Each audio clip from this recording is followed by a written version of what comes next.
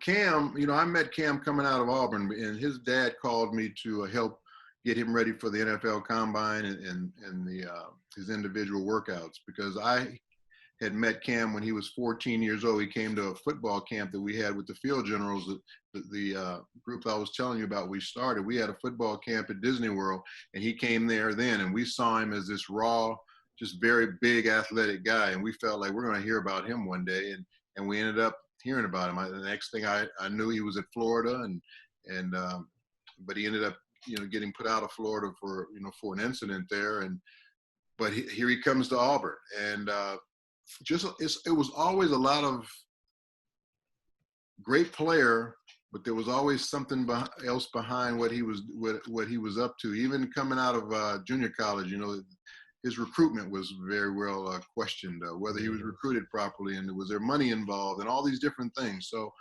but you can't deny that he's a great player on the field, and he did it at Auburn. They were undefeated, national championship. He wins the Heisman Trophy, #1 overall pick in the draft. And he comes into the league, and the kid, I got a chance to know him because I was around him a lot, and he's a great family guy, very close to his family. Didn't drink, didn't smoke, didn't do a lot of partying, anything like that. Really nice kid, worked very, very hard, but he had this part of his personality that he liked attention, and he did things that drew attention to himself. A little bit different than most quarterbacks do. So that was the only thing I really didn't like about him, that he always tried to bring a little bit more attention to everything that he was doing. Other than that, you couldn't complain about anything he was doing. And it just seemed that type of mentality just continued to grow. The more he had success in the league, it became a little bit more of the way he was dressing, and then all of a sudden the hats, and then all of a sudden the hair. And every year it just tended to be something different that brought more attention to himself. And that's where I got off the train. I just felt like he's going to do what he's going to do, and he's not going to take anybody else's advice. And he wasn't doing anything wrong, right? But we just have a way of doing things at our position in this league, and we all kind of do it the same way. You wouldn't have done it that way. You were a guy who was just very to the book, did it, play. Yeah. He let his play speak for himself. Let your play speak for yourself.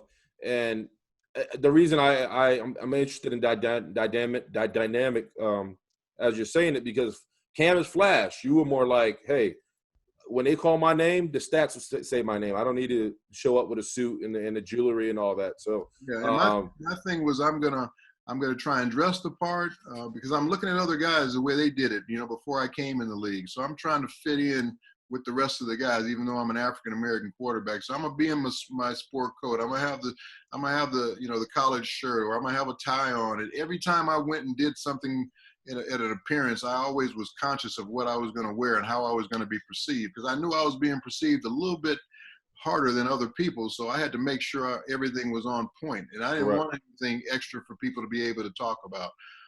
And when you talk about me having mentors, I didn't really have any mentors when I got in the league, because there wasn't anybody to really mentor me.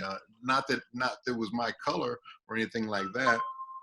I had been away from the country for 6 years, so I didn't have a whole lot of relationships in the NFL with guys, except for guys that I knew in college. So, not even Chris Carter, who you played with in Minnesota? Were you guys close? We were close, but at that time I had been in the league 10 years, so I'd been in the league longer than him. Right. He had only been in the league, I think, 6 years at that time or something like that. If anything, I was a mentor to him. So, yeah, my mentorship came just through knowing the other guys. What year was that? 1990, I think. We started a group called the Quarterback Club, and we took the top 11 quarterbacks in the league at that time, and we started a marketing company. And we did a lot of things that just maximize our marketability around the league, whether it was endorsement deals, and we did them all as in little group deals. None of them were like individual deals. They were all 3 guys or more. And it became a very lucrative business for us, but we also got a chance to really get to know each other as quarterbacks. And then we started adding on to that every year. We started adding other quarterbacks, then we started adding other positions, and before you knew it, we had some 40 guys in the quarterback club, because we had all the top guys in the league. And eventually the NFL Players Association bought us out, because they didn't want us doing that anymore, to separate the players but that's how NFL Inc. started because Oh, we were wow. doing that. They felt like, okay, we got to start a marketing company to keep our own guys together, and they ended up starting NFL Inc. and bought out the club. But that's how I got to know a lot of the quarterbacks in the league through that because I was the president of it, and it was a very successful venture for us.